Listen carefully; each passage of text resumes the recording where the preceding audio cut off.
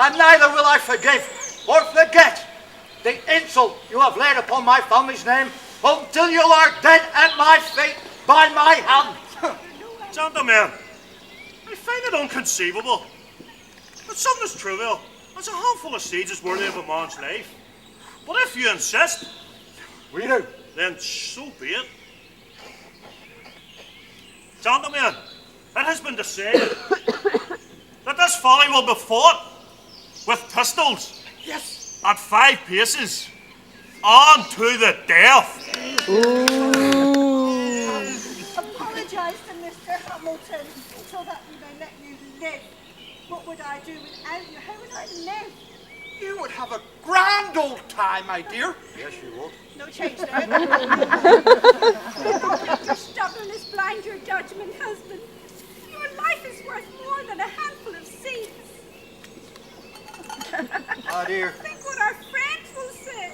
my dear, we are already on this course of action until our destination. Did not His Majesty say these plants were called monkey puzzle? I never heard of anyone dying over a puzzle without a clue. Gentlemen, choose your weapons.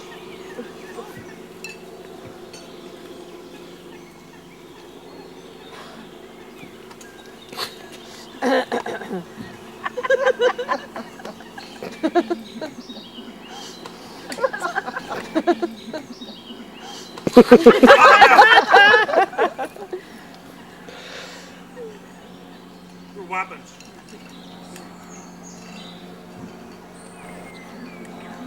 Come over here, sir.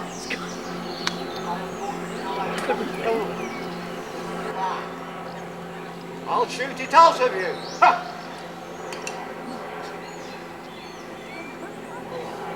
Gentlemen, back to back.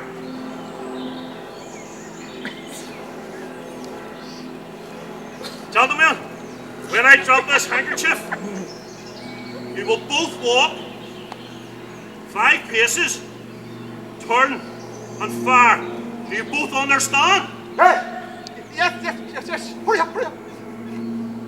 1, 2, 3, 4, 4.5, 5.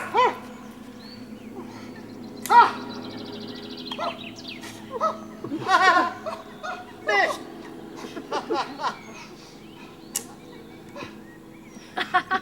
Both! 6 stones would make my bones with names you'll never hurt me! Gentlemen, do you think I'd leave these 2 fair ladies defending this cruel world all alone? Yes, I feel the pain of the weapons. Oh, come, let's go have a claret and forget about this nonsense.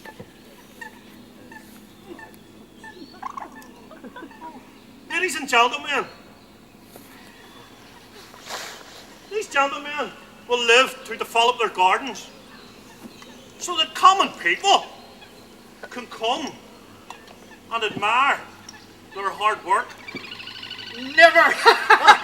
Common people, never!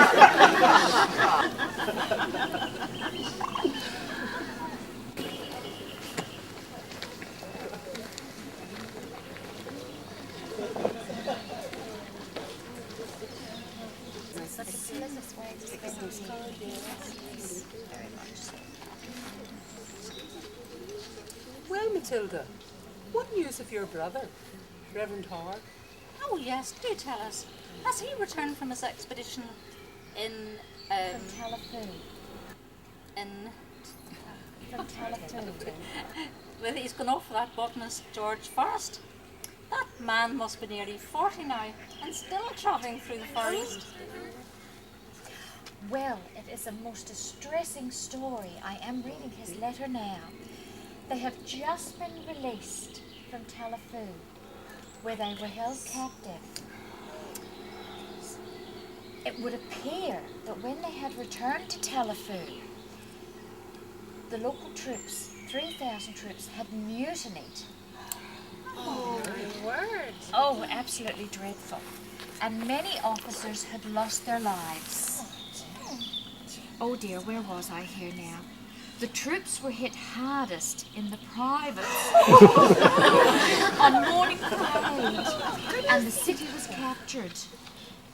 My brother and Mr. Forrest were taken prisoner and forced to work as medical assistants to the local militia.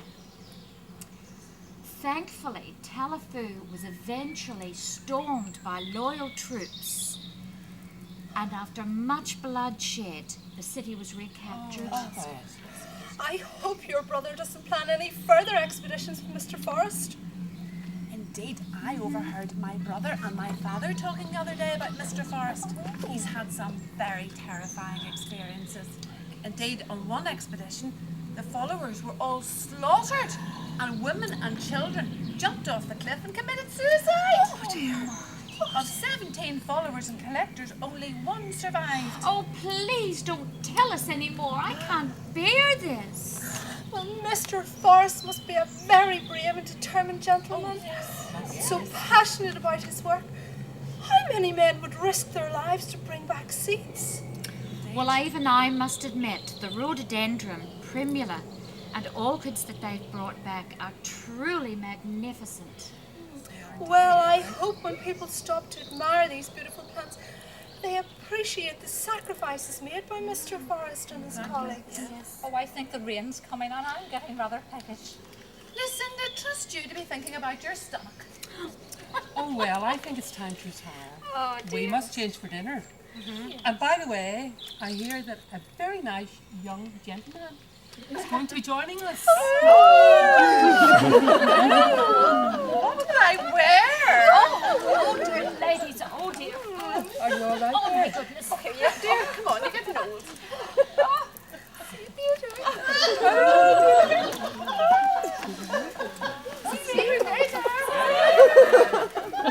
Carry on.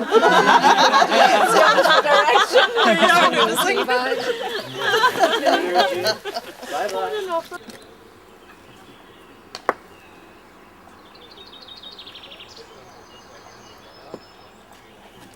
Toothy!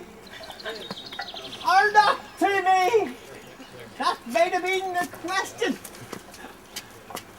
You know what they're doing here? They're having a wee drama rehearsal for the gala in the Lordship's house tonight. You want to go down and see what they're doing? You might even get a part. Come on down, come on down.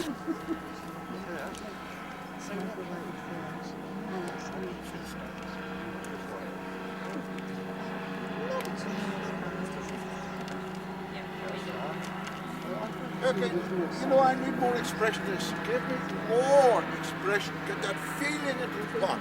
Okay, try to get rid of the scripts, people. We should have got rid of those long ago. And let's try the end scene again. Okay, good. Oh, David Douglas, so it comes to this. After all your travels through North America, you have come back to be with me on my Hawaiian island. It's by the grace of God I find myself here, Alice Gurney. John, my servant and companion, got lost on the mountain of Mauna Kea. Yeah, and even now, he's most likely looking for me. My eyesight has deteriorated, my love. It vexes me most greatly that I cannot gaze upon the beauty of your face. Yeah. What should become of us? What should become of me? What should become of you? What should become of me and you? What should become of you and me? What of your husband? Shush, shush, my love. He treats me as if he owns me. The time will soon come when we will leave together to travel to the land that you know best. David, you make me feel so alive. Tell me of one of your adventures, darling. No, tell me how you started, where your life began. Oh, good, good, very good. We'll do this scene where David is given the opportunity to search for new plant species. Yes, we'll do that. David, it is good to see you. such miserable weather. Unfortunately, my husband has been called away. Don't worry, Mrs. Hooker. It's just that the professor might have some news for me from the Horticultural Society here in London. My memory. Of course he left a letter for you. Now, where did I put that? Here it is. Great news. Super news, Mrs. Hooker. I'm to be sent to New England. That is good news, David. But I fear for you. Crossing to America, I hear, quite daunting. North America, Mrs. Hooker, for a boy who never set foot out of Glasgow to this day. North America. I've got to go. I've things to do. To tell the professor that I'll be in touch. Rubbish! Rubbish! You're supposed to be from Glasgow. David's from Glasgow. Where's the narrator? Narrator! Right. Do the part where David arrives in New England. David arrived in New England and spent weeks exploring the vegetable markets before heading out on his adventures to Lake Erie, shooting branches from tall trees for their acorns. Now misfortune followed David, for when he climbed a tree, he left his possessions and money with a local cart driver. Upon looking down from above, he saw the driver disappear with his money and all his possessions. On one of the trips up the Columbia River, he came across a tree lying on the riverbanks, measuring 39 feet in circumference and 159 feet long. This species became known as the Douglas fir tree. David also had a run-in with a tribe of local Indian braves, the Umatingi tribe, who heard his gunfire as he shot branches off the trees. Not bad, although I need more feeling. More feeling. Just the last part. More feeling. Yes. David also had a run-in with a tribe of local Indian braves, the Umatingi tribe, who heard his gunfire as he shot branches from the trees. They were seen running through the tall grass, shouting, "Umatingi! Umatingi!" Where are the Indian braves? Where are my braves? It seems you're braveless. Well, I'll have to take some of you to do this. Will you be Indian number 1 for me, please? I'd be so indebted to you if you would. There's all you have to say now. This Get that agent at the back. gentleman at the back there, would you play Indian number 2? And watch, they transpose positions sometimes. And would you like to play Indian number 3, please? And just be careful they get slightly out of order I here. need motivation for this scene. Come on. And off you go, Indian 1. How, white man, we hear big bang noise. You make powerful medicine. Indian number 2. Absolutely. We smoke pipe of peace. Where are you from, white man? You come down fast river over big mountain. Yes, you like trees. What are you doing in Indian land? You collect big tree? Aye, that's what I'm doing. Collecting trees by shooting branches off the tall ones. Go on, Indian Why you not collect branches on ground? White man stupid. Suggest he go back down river and over big mountain. Indian 3. Good idea. Well, white man still got her. David fled, unsure of the Indians' intentions. Yes. Right, that was very good. Weren't those Indians very convincing? Yes, thank you. Round of applause. That was good. Excellent. Yes. Right. David. Want to take some more? Here's my husband coming. He must have finished setting his cattle traps. Aye, right. There he is. Good evening, Ned. I was just saying to your good wife that I've lost my man John somewhere up in the mountain. Well, shoot me down. Never mind. Never worry, David. Mrs. Gurney looking after you. Any new plants on the horizon? Guess it's hard to see with the loss of your sight. Want to help me jet the wild cattle bits? Do you think that's wise, Ned? David can hardly see where he's going. He'll be fine. Well, shoot me down. Sure, what can happen to him? Aye, stop worrying. Sure, I'll be okay. Earl Ned Gurney's as good as gate as there is he not? Oh, yes. I'm in safe hands. Let me see that. What's this play called? David Douglas, the plant hunter, his death.